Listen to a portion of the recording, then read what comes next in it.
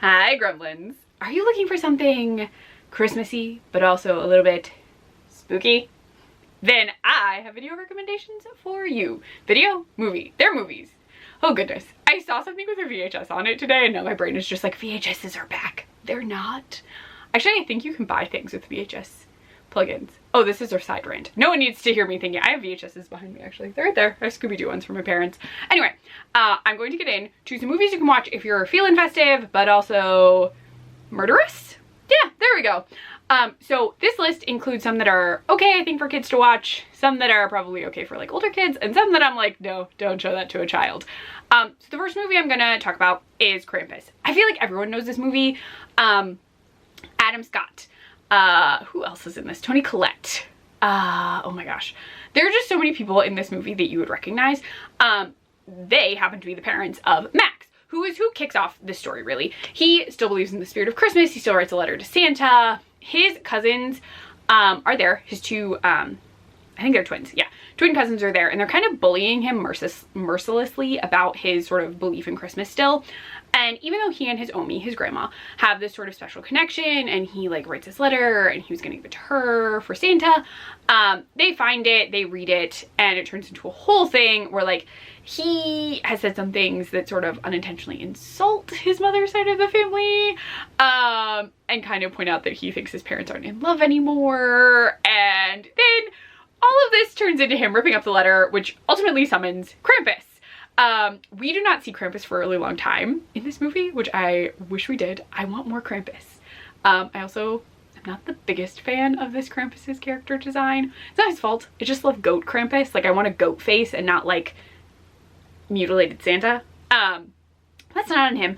I love all of his minions though. So while this movie is not like a 10 out of 10 for me, I do love like the ginger dead men, the terrifying angel on top of the tree, the Jack in the Box that eats people, all the little like minion-y people running around with like, I think they have masks on, that are causing mischief. Like, I love that aspect of the movie, but some of it is not my fave. I just wish Krampus was in it more. I do. But I would highly recommend this as like a starter looking for horror, but is also Christmas, Krampus. Now, if you want to stay in the sort of Krampus vein, I would recommend Mother Krampus. I found it on Peacock when I did like a Google search for Krampus movies, and it just so happened that one was on Peacock, and so is Krampus right now. Now, technically, Mother Krampus does not have Krampus in it, which is misleading. Mother Krampus is actually about Frau Perchta, who is also sort of a creepier Christmas entity. I would say listen to Ghouls Night In. They have a podcast episode for Krampus, and there's one that also includes Frau Perchta. They're from last year, but you can find them pretty easily. They go into more detail. They mention some other scarier sides to the holidays. But the movie involves a small town. A woman has brought her daughter to her father's for Christmas. So it's the mother's father, so the girl's grandfather. And they're having their own family drama where like there may be a divorce happening, but they haven't told the daughter. But also children are going missing in this town, similar to when children went missing 25 years ago. But the issue is that 25 years ago, they killed the woman that they thought was taking the children, and she invoked Frau Perchta. And so now Frau Perchta is back to get revenge. So she is taking the children of the people who killed this woman. And admittedly, Frau Perchta is being played by the woman that they hung. Like, she just has a little bit of like makeup on her face to make her look spookier.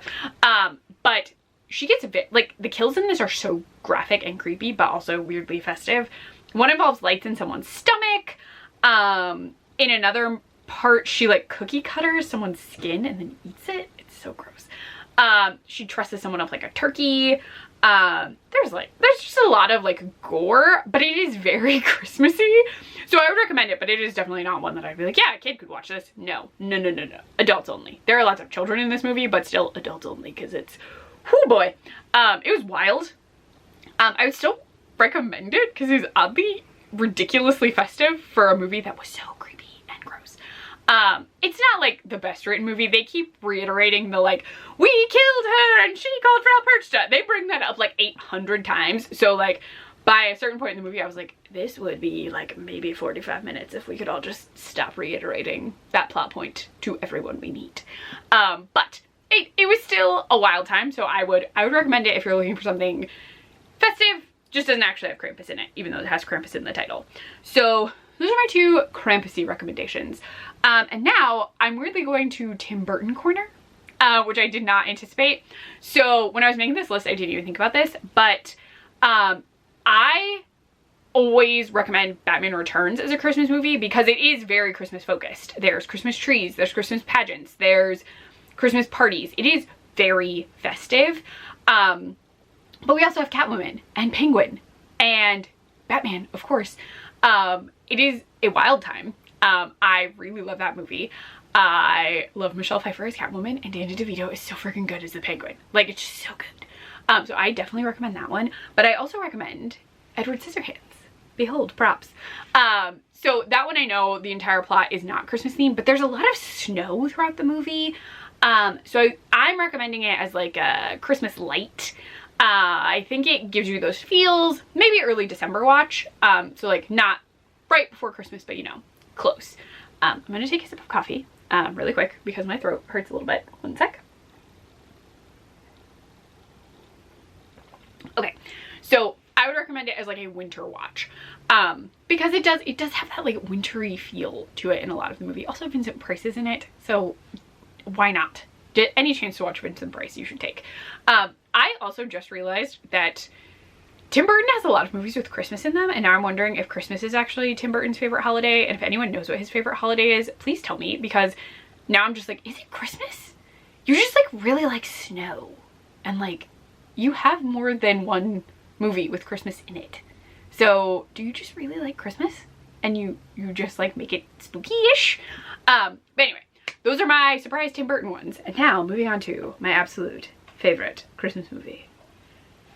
Gremlins. Okay, not favorite Christmas movie, like unconventional, but Gremlins. Gremlins is so good. I love Gremlins. Oh my gosh. So it is 100% a Christmas movie. There are Christmas decorations. Gizmo is a Christmas present. It is a Christmas movie to a T. Oh my gosh. I think some kids could watch this, just depending on like their scare level. But I just love Gremlins. I love the Mogwai. I love the Gremlins. I mean, there's a really depressing story about that girl's dad, but overall, wonderful, scary, Christmas adorableness. I love that movie so much. Surprisingly, I don't have a Gremlins coffee mug, or I'd be using that right now, but I don't have one. But Gremlins is like my top rec. If you don't care about Krampus, if you just want wild holiday times with Gremlins. Yes. Okay, so then we're moving into sort of thrillery, kind of violent. So on that note, I recommend Violent Night. It's a David Harbour movie that I think came out last year. He plays Santa, and it is just, he's like a Santa who does not want to Santa anymore. Like, he's just kind of tired of it. Like, no one really wants any like real presents anymore. They all just want like electronics, and he just kind of wants to get drunk and eat cookies and not really worry about it. But he just so happens to be at a specific house. He falls asleep, wakes up, and while he was sleeping, that's another movie, that's not intentional. Anyway, so this family has been having this like elaborate, very like uber rich people Christmas event. So this mother throws it every year. She invites her adult children and their children, so their grandchildren. But she is exceptionally wealthy, and this year someone is robbing her. And so Santa winds up waking up and realizing that the house is in danger. He gets attacked first, and then he like figures out what's going on. So David Harbour is fighting to protect this little girl who is like radioing him because her dad like left a walkie-talkie downstairs that he said would talk to Santa for her, and it does actually, which is very cute. But the movie's wild, absolutely wild. It is so much fun, very violent, but it's so good. I really enjoyed it. It was just such a fun time. We actually saw it in theaters, so I highly recommend. The other one I'm going to recommend is the original Black Christmas. Now, I believe there's a remake. And I even think I may have watched the remake a year or so ago, and I don't remember it. So I'm going to recommend the original. Though I will say the original is not, even though it's called Black Christmas, like the only real big Christmassy part is like there's snow, the girls are about to go home for break because it's a sorority house. And like there's a Christmas party at some point. Like there's Christmas parties, but like it doesn't really feel like a Christmas party. Like it's just sort of like a sorority party. But I I would say this one solely for language, because I don't think the deaths are exceptionally violent. Like, they're very, like, a thing happens and you see the body after. There's a lot of very graphic, like, sexual harassment in this that I just, like, wasn't expecting when I was watching it. So, like, I would say little kids maybe no, don't have them do this. I do think adults would get a kick out of it. So I would say, like, if you love classic horror, definitely Black Christmas if you haven't seen it yet. Now, I'm going to suggest a movie I haven't seen yet and then get into the final element of this video. So the movie I'm going to recommend that I haven't seen yet, but it has been recommended to me by someone who really, really liked it, is It's a Wonderful Knife. Now that's on Shudder. I believe you can, like, pay for it on Amazon if you want to. But It's a Wonderful Knife focuses on, and I have the plot because I haven't seen it yet, Winnie. So her life is less than wonderful 1 year after saving her town from a psychotic killer on Christmas Eve. When she wishes she was never born, she finds herself magically transported to a nightmarish parallel universe. With the murderous maniac now back, she must team up with a misfit to identify the culprit and get back to her own reality. So this sounds really cool. It's horror style It's a Wonderful Life. I am so intrigued. And this actually might have fit in queer holiday recs. But because I hadn't seen it, I didn't know. So I'm going to watch it. I have heard it is very good. I'm very excited to watch it. But again, I have not seen it. So I can't give you any additional thoughts other than, like, I think it sounds really cool and I really want to watch it. Now, taking another sip of coffee because we're getting to the final elements and why I'm wearing this very cute outfit. Yep, I needed coffee because it was that or cough. And I didn't want to cough. So I am recommending as a Christmas movie, Seed of Chucky. Yeah, you heard me. Seed of Chucky. He agrees. He says it's a Christmas movie. He did. He told me. He said it was a Christmas movie. Chucky totally told me. So, Seed of Chucky technically is not set around the holidays, but it opens with a Christmas movie being made that has Chucky in it. Then, Jennifer Tilly's plot throughout this movie is that she wants to be Mary in a Birth of Jesus movie. Which, I mean, that's obviously going to come out around the holidays, right? This is like pre-filming for the holidays. So I'm arguing this film is a Christmas movie. Perfect for Christmas time. Ideal Christmas watch. Now on top of that, there is actually an episode of the Chucky series called Chucky Actually, set at Christmas time. So if you want a really solid actual Christmas, you can watch that episode if you're caught up on the show. If not, you should catch up on the show so you can watch the episode because it's in season 2.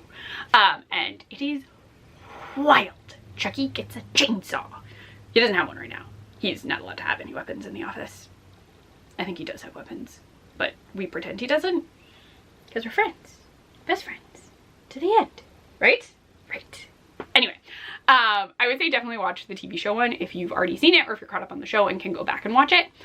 Or again, watch the whole thing to get to the season 2 finale. Now, I understand Seed of Chucky is not like super Christmassy, but just like that opening scene with Santa, it's so good.